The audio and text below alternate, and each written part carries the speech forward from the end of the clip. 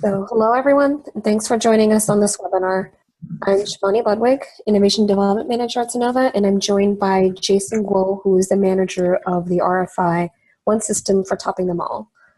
So previously we've given live webinars on the RFI topic itself, right after its launch, but to better serve you all, we're doing something a little different with this and future opportunities.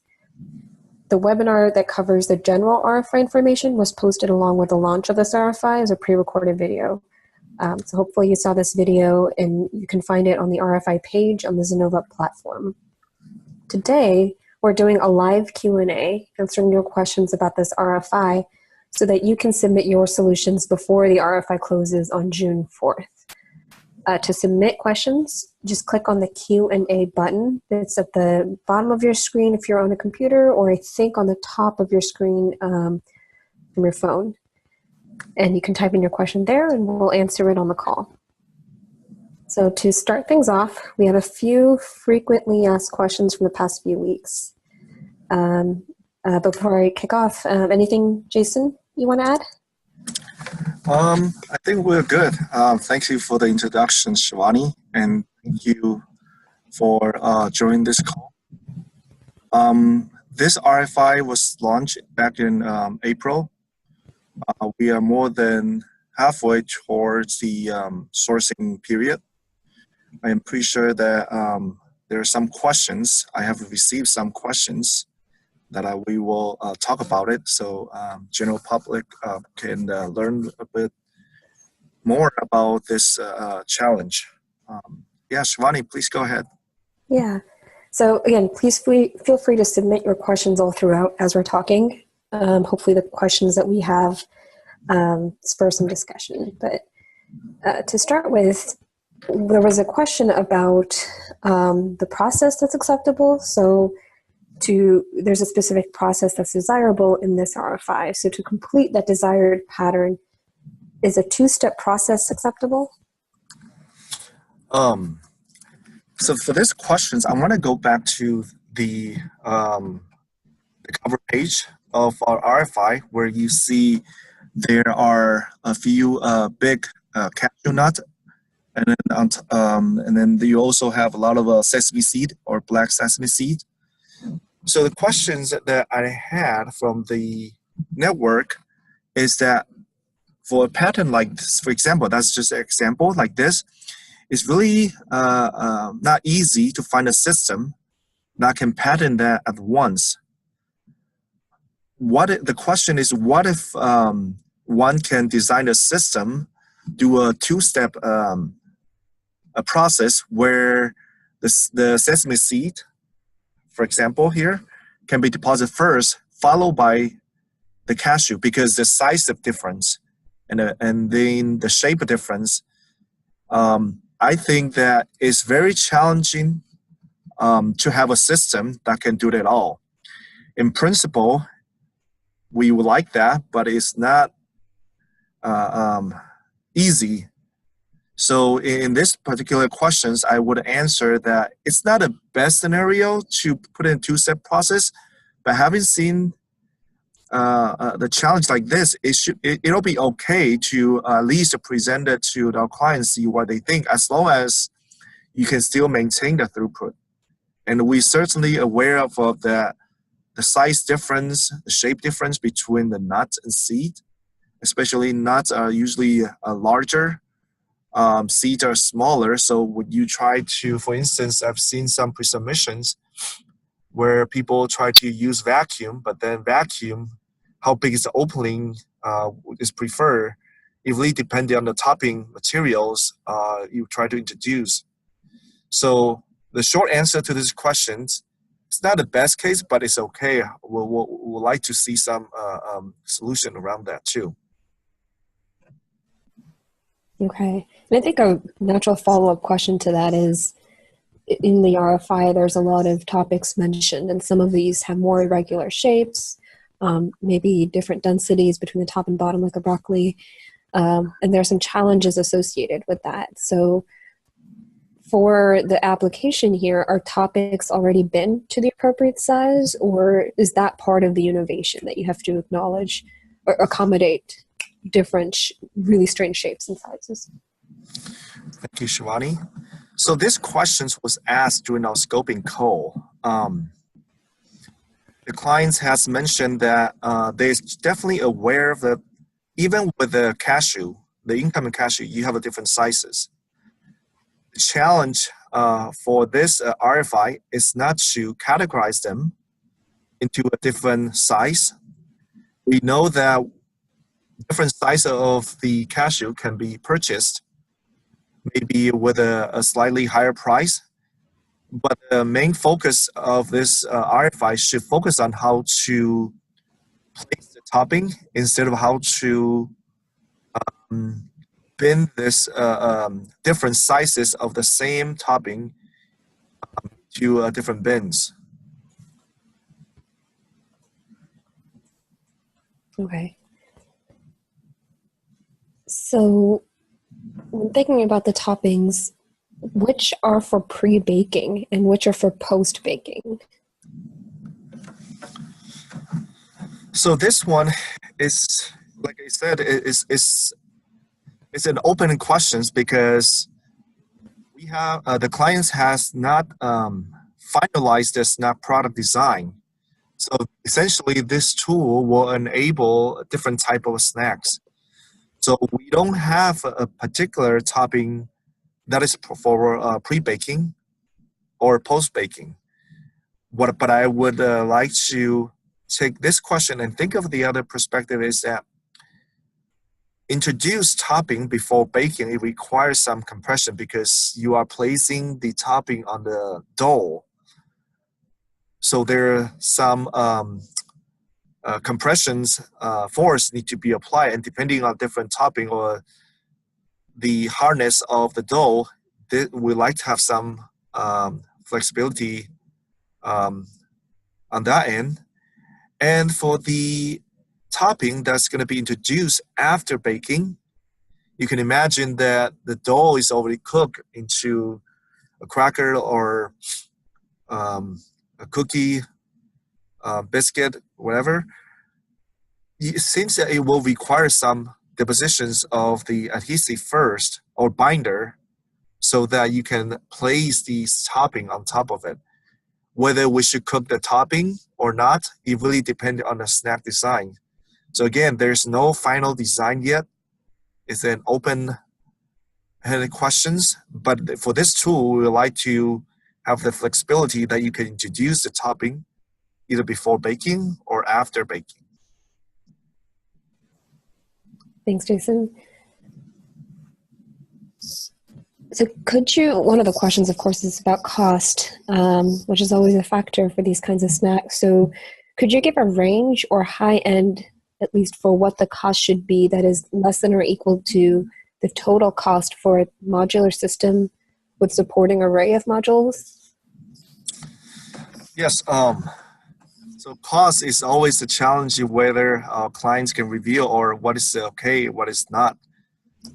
But I want to emphasize in this RFI, we are not trying to replace the existing tool and then try to come up with a solutions. So essentially, this is there's no turnkey solution here. We are not comparing to a system, the existing system that already making the snack product. In fact, the current temporary solutions is also a prototype or a pilot scale. So the cost is not really set there. So at this early stage of the development, because this is a new tool, new process, we are not, the current emphasis is not try to reduce the cost, although cost is important. I would like to make sure that qualitatively, the solution doesn't use the expensive approaches. I would like to point to the directions and make sure that for moving forward, the future path for the production tool should meet the throughput. It should be, and how do you turn the early concept during the concept development? How do you put that towards the productions? The path should be obvious, especially to meet the throughput that you need. I wouldn't focus too much on the cheapest solutions, because we want to make sure that we get the best solutions. Then we can think about, is it a path to reduce the cost and find a supplier or equipment partner to help us on that. But again, it can be so from a perspective that it can be too expensive of a process that one can usually make a quick decisions.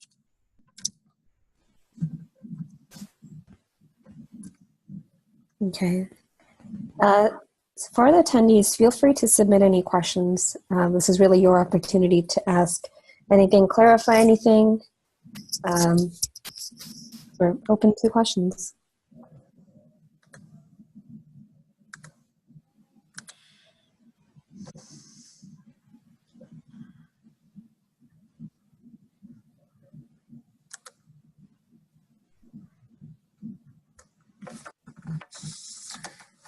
While we're waiting for questions, or if you have questions, I would like to emphasize is that please, if you don't have a question now, that's okay.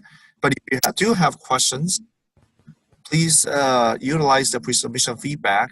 And if there's questions that I cannot answer, I will defer that to the tech lead from our clients.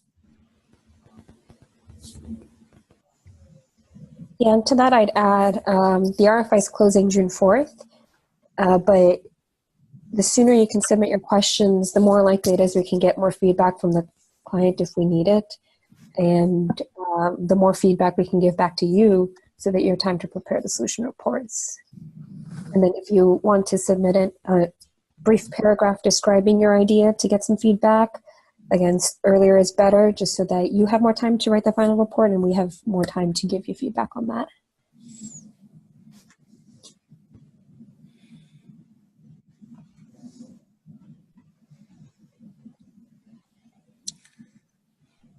It doesn't look like we're getting any questions today, so. Well, that's okay. Sometimes we have about 20 registrants. I think some of them this time is difficult for the region. We're still trying to learn the process. What time is the best for the live webinar? What time is the best for the Q&A sessions? It seems that maybe 10 a.m. Pacific time is not a great time. We'll continue to figure out during this iterative process, try to best serve our network, provide the most recent updated information.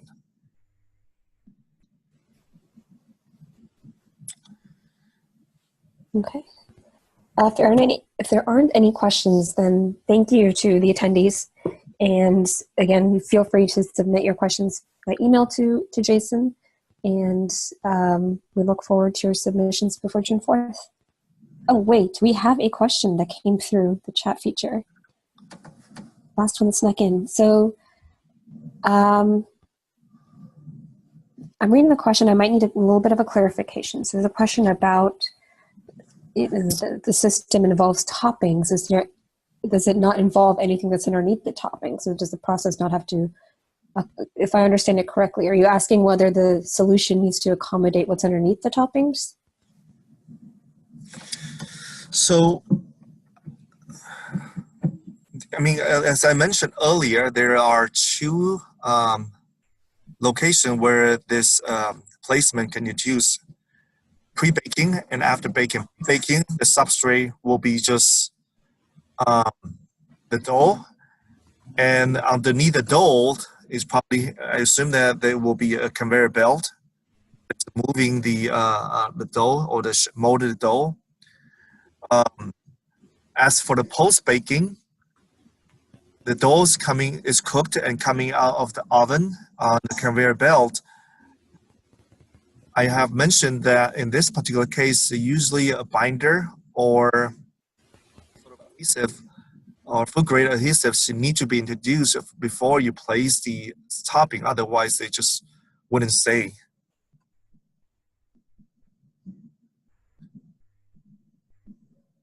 And I think the placements, I mean, logistically, like when you place something, it makes sense to come up from the top. But if you think that the substrate can be, if you think that the placement can come in from the bottom, then we can flip the over later. I don't know if there's a justification to do that, but if there's justifications, yeah, you can introduce from the bottom. And in fact, one of the pre-submission feedback I gave is actually try to introduce the topping by pushing it from the bottom to the upward, where the substrate is sort of sitting upside down. So it doesn't have to be placement from the top, but I would like to make sure that justifications and it doesn't impact the other part of the process line.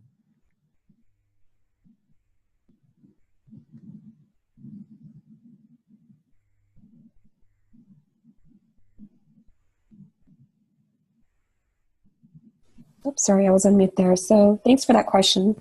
We also have a general question about asking for pre-submission feedback. So when you do submit, whether it's a brief paragraph or a one-pager, we'd like to limit it to 1 page at this stage, and you do want to submit that for some feedback, it is definitely confidential.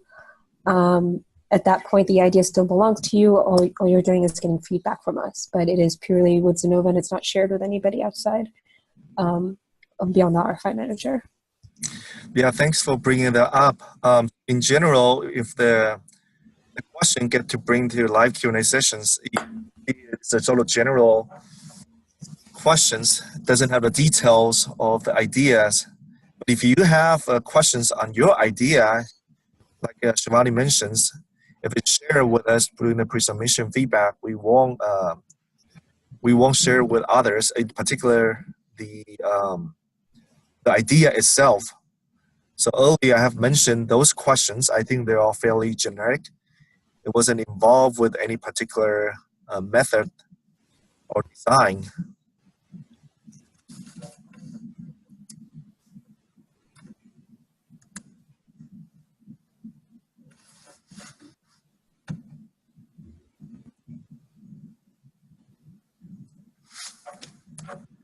Okay, so any other questions about the process or the RFI topic?